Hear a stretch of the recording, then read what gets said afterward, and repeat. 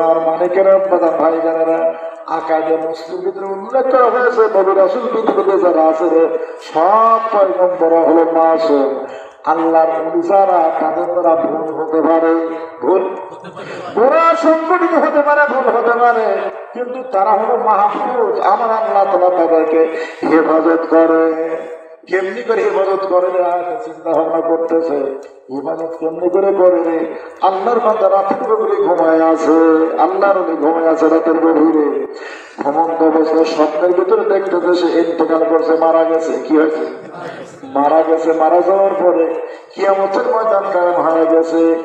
এই কিয়ামতের ময়দানে হাজির করা হয়েছে, বহু সংখ্যক মানুষ দেখতে পাচ্ছে, কিন্তু কিয়ামতের পর বিভীষিকাময় ময়দান, বহু সময় চলে গেছে, হিসাব নিকাশ শুরু হয় নাই। এমনি সময় চলে গেছে, স্বপ্নের ভিতরে দেখতেছে, এমনি সময় চলে যায়। যেতে যেতে যেতে যেতে হঠাৎ করে তার পানি পিপাসা শুরু হয়ে যায়।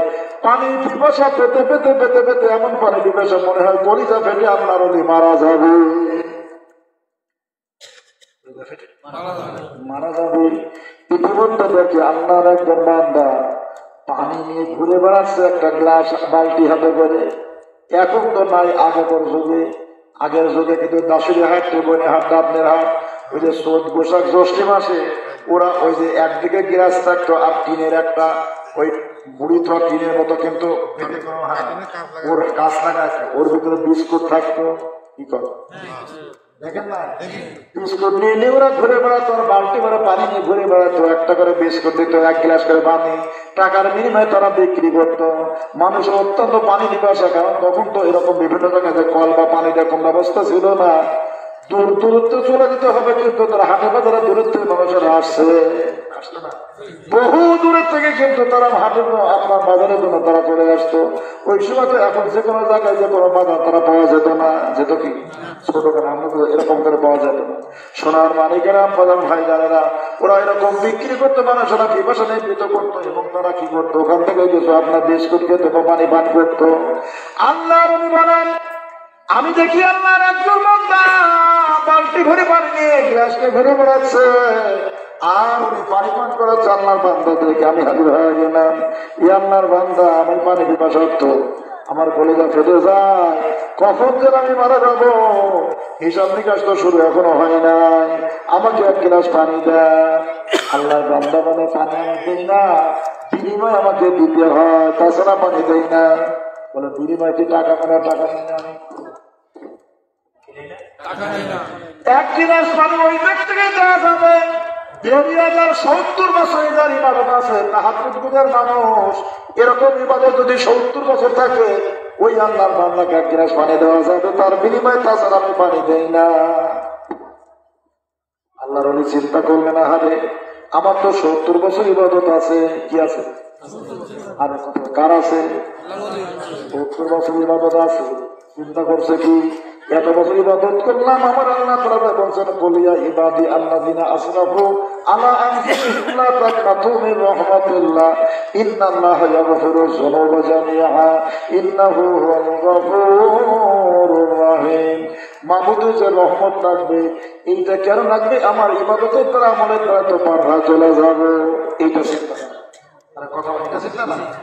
আল্লাহর ওলি বলেন, এমনি করে আমি যখন পানি পান করার জন্য বললাম, আমাকে এই দাবি দিয়ে দিল, আমি চিন্তা করলাম, আমার তো 70 বছর আমল আছে, কত বছরে কিয়ামতের মাথার কাম হয়ে গেল, হিসাব কখন শুরু হবে জানি না, অন্তত 70 বছর ইবাদতটা দিয়ে জীবনটা অন্তত বাঁচায়, জীবনই বাঁচে না তার কি হবে।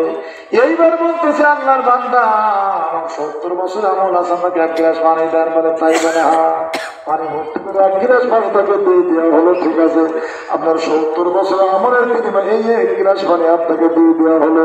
আল্লাহর ওলি বলেন, আমি পানি পান করলাম, পিপাসাটা নিবৃত হয়ে গেল, বহু সময় পরে হিসাব নিকাশ শুরু হয়ে গেল। আমি স্বপ্নের ভিতরে দেখতেছি, ইতিমধ্যে যখন আমার হিসাব যখন দাখিল করা হলো, যায় দেখা যায় শূন্য, জিরো, কোনো কিছু নাই। আমি বললাম না, আমি 70 বছরই মদত করছি। বলে না বান্দা, তুমি এক গ্লাস পানি ময়দানে মাহশরে পান করছো 70 বছরে ইবাদত দিয়ে, ওইটা ওখানে দেওয়ার কারণে তোমার আমল নামায় তোমার এখন জিরো, খানা জাহান্নামে চলে যেতে হবে। আল্লাহর নবী বলেন, আমার তামাম শরীর থেমে গেল শব্দের ভিতরে, হঠাৎ করে আমি জাগ্রত হয়ে গেলাম, আমার শব্দটা ভেঙে গেল। সঙ্গে সঙ্গে চিন্তা করলাম সর্বনাশ, ইস্তেগফার করতে হবে। আমি দ্রুত গতিতে ওযু করলাম, ওযু করে মাবুদের কুদরতি কদমে সিজদা পড়ে গেলাম। মাবুদকে আমি অন্যায় করছি, ভুল করছি, তোমার রহমত ছাড়া 70 কেন 70 হাজার বছর ইবাদত যদি থাকে, তোমার রহমত যদি না থাকে, কোনোদিন আল্লাহর কোনো বান্দা নাজাত মুক্তি পেতে পারে না। কেন করা হলো? কারণটা কি? ওই যে আকাদে মসজিদে বলা হয়েছে আল্লাহর ওলি যারা তারা হলো মাহফুজ। তারা কি? এই যে মনের ভিতরে যে ব্যতিক্রম হচ্ছে, যদি ওই রাস্তা চলে যায় তাহলে ডাইভার্ট হয়ে যাবে, আল্লাহর ওলি পথভ্রষ্ট হবে, অন্যদিকে চলে যাবে। কিন্তু আল্লাহর ওলিরা হলো মাহফুজ। আমার আল্লাহ রাব্বুল আলামিন তাদেরকে আল্লাহ তাআলা পক্ষ থেকে তাদেরকে হেফাজত করেন। সরে বলি মারহাবা আল্লাহুম্মা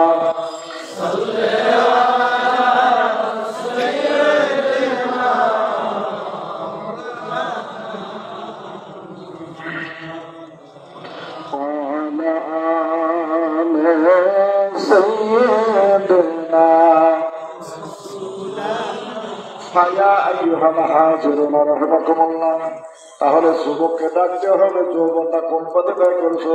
সারা জীবন আমি আপনি আল্লাহ তাআলার পথে ব্যয় না করে শয়তানের পথে ব্যয় করে দিয়েছি। দুনিয়াটা মস্ত বড়, খাওয়া দাওয়া ভর্তি করো, যা খুশি তাই করছি, তাই করছে কিনা? আরে প্রথমবার করছে কিনা? বয়স যখন বেশি হয়ে গেছে তখন অঝরণে কান্দি, তখন আল্লাহ বলতে যায় আন্না হয়ে যায়। ওযু করে মসজিদে ঢুকবো, গেলে নাই ঢুকতে আবার ওযুটা নষ্ট হয়ে যায়। কথা বলে তাই হয় কি না? বয়স হয়ে গেছে, আমাদেরও 100 রকম হয়ে যাবে। এ সোনার মানিকেরা বাজার ভাই জানেরা, তখন শুধু চোখ দিয়ে ঝরঝর করে পানি ঝরে যারা কাঁদে, কি সর্বনষ্ট না করছিল, যৌবন কালটা কাটায় দিয়েছে। এ সোনার মানিকেরা বাজার ভাই জানেরা, সোনার যুবকেরা রে, যৌবন বয়সে কোনো যুবক যদি তওবা করে রে, ফরিদুদ্দিন আত্মা রহমতের পান্দেনামা খাকির ভিতরে আল্লামা খাকানি রহমত পান্দেনামা খাকির ভিতরে ঘোষণা করে জানা দিয়েছেন, জোয়ানেরা তওবা করতাম শিয়ায়ে পয়গম্বরাস, ওয়াক্তে ফিরি গুরকে জানান মে সুয়াদ পরহেজগার। পান্দেনামায় খাকির ভিতরে তিনি আলোচনা করেছেন, যুবক বয়সে যদি আল্লাহর কোনো বান্দা যুবক তওবা করে দেয়, ওই তওবাটা সাধারণ তওবা নয়, ওই তওবাটা পয়গম্বরের তওবার সমতুল্য। জোরে বলি মারহাবা।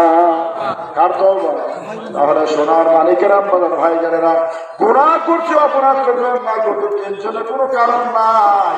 শর্ত হলো একটা, আমাকে আপনাকে রহমতের আশাদারী হয় আল্লাহ তাআলার দরবারে আমাকে তওবা করতে হবে। কি করতে হবে? লাগবে রহমত, সাথে তওবা। এই তওবার সাথে লাগবে রহমত। রহমতটা অন্য কোনো কিছু নয়, আমার আল্লাহ রাব্বুল আলামিন ঘোষণা করে জানা দিয়েছেন, আমা আরসালনাকা ইল্লা রাহমাতাল লিল আলামিন। তামাম জগতের কুলকারে রহমত করে আমার আল্লাহ তাআলা রহমাতাল লিল আলামিন নবীকে পাঠাই দিয়েছে। জোরে বলে মারহাবা। তাহলে তওবা করতে হবে, পাশে লাগবে নবী। কে লাগবে? আর কথা কে লাগবে? আমার মাবুদ ডাকবে, বান্দা তুমি যে অন্যায় করছো, অপরাধ করেছো, চলে যাও আমার নবীর কাছে, ফাস্তাগফিরুল্লাহ। আমার নবীর কাছে তুমি আল্লাহ তাআলার দরবারে কি করো? তওবা করো। আমার নবী তোমার পক্ষ হয়, আমি আল্লাহ তাআলার কাছে যখন ক্ষমা চাবে, আমি আল্লাহ রাব্বুল আলামিন নবীর ইজ্জতের বরকতে খাতে বান্দা তোমাকে ক্ষমা করে দেবে। জোরে বলি মারহাবা। সোনার মালিকেরা বলেন ভাই জানেনা, আল্লাহ নবী বলেন উলামা ওয়ারাসাতুল আম্বিয়া, আমার ওয়ারিস হলো আমার উম্মতের হক্কানি রব্বানি যারা আলেম হবে রে, তারা হলো আমার প্রকৃত ওয়ারিস। আর হক্কানি আলেম যারা, তারাই হলো আল্লাহর ওলি। যারা আল্লাহর ওলি তারাই হলো হক্কানি আলেম। সোনার মালিকের আব্বাদান ভাই জানেরা, গভীর মনোযোগ ভালো করে বোঝার জন্য চেষ্টা করুন। যৌবন এদিকে ওদিকে কাটায় দিয়ে টেনশনের কোনো কারণ নাই।